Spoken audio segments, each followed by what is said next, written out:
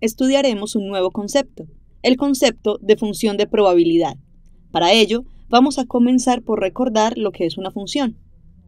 Consideremos dos conjuntos, el conjunto X y el conjunto f de X. En una función existe una relación. Eso es base, una relación entre estos dos conjuntos. El detalle está en que esa relación implica que para cada valor adscrito al conjunto X hay uno y solo un valor asociado desde el conjunto f de X. Así, en este conjunto X tenemos los valores x1, x2, x3, x4 hasta xy. Y en f de X tenemos f de x1, f de x2, f de x3, f de x4 y f de xy. Esta función permite que solamente x1 se relacione con f de x1. Es decir, para cada valor de x hay un valor de f de x.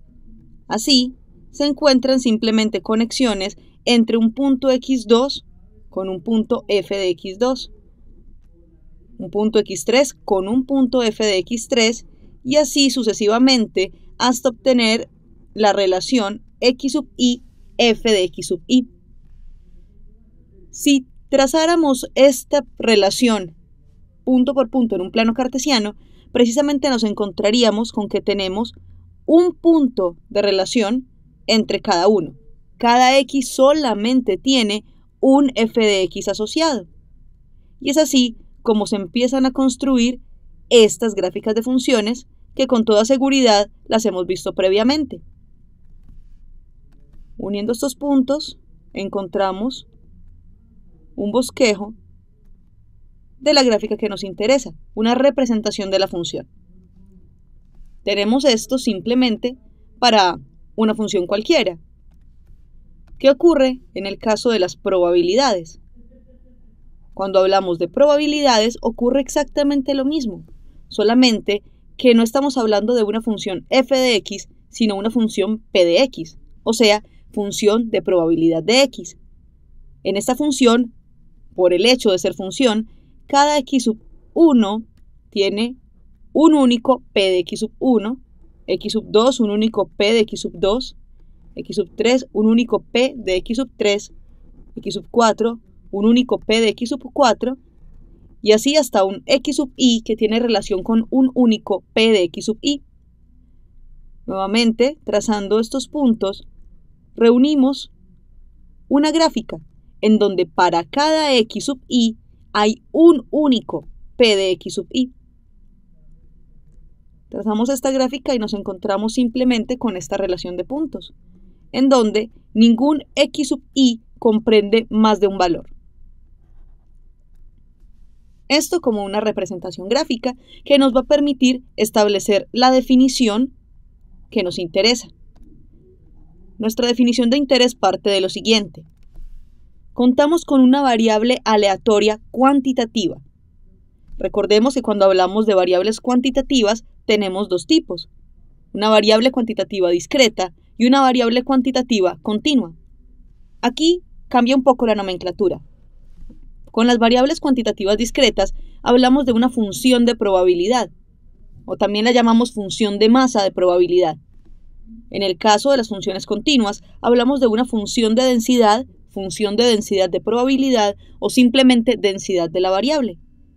Pero básicamente, estas funciones tienen un único objetivo. Buscan asociar cada x correspondiente a un espacio muestral con su probabilidad de ocurrencia en este espacio. En otras palabras, la función de probabilidad es aquella en la que se puede establecer para cada x su probabilidad de ocurrencia.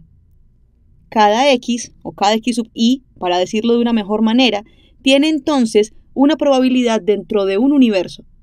Ese universo conocido es lo que llamamos espacio muestral. Ahora, si recurrimos a la definición de las propiedades de la probabilidad, nos encontraremos con algo. En esta función hay una propiedad que es indisoluble. Si sabemos que para cada x hay un valor de probabilidad de X, que lo conoceremos como P, dentro de un conjunto finito de puntos, entonces la sumatoria de todos los P sub I, siendo la sumatoria desde I igual 1 hasta N, voy a poner aquí mejor P sub I para que se vea un poco más completo, la sumatoria de todos estos P sub I debe ser igual a 1. Esto lo vimos en el video relacionado con las propiedades de las probabilidades parte 1, en donde cada X sub I correspondía con un evento asociado a un universo. Nuestro espacio muestral es nuestro universo, así que las probabilidades de que todos estos eventos ocurran en sí dan una suma de 1. Esto a modo de recordatorio para que podamos empezar a trazar vínculos entre lo que hemos visto previamente y lo que hemos visto hasta ahora. Esto simplemente se define en todos los términos, tanto para variables cuantitativas discretas como para variables cuantitativas continuas. Es importante aclarar que estas funciones cuantitativas discretas permiten una determinación un poco más sencilla. En las variables cuantitativas continuas utilizamos conceptos de cálculo integral, así que por ahora no vamos a ver este tipo de funciones. Las veremos más adelante, luego de que exploremos el trabajo de la función de probabilidad con las variables discretas.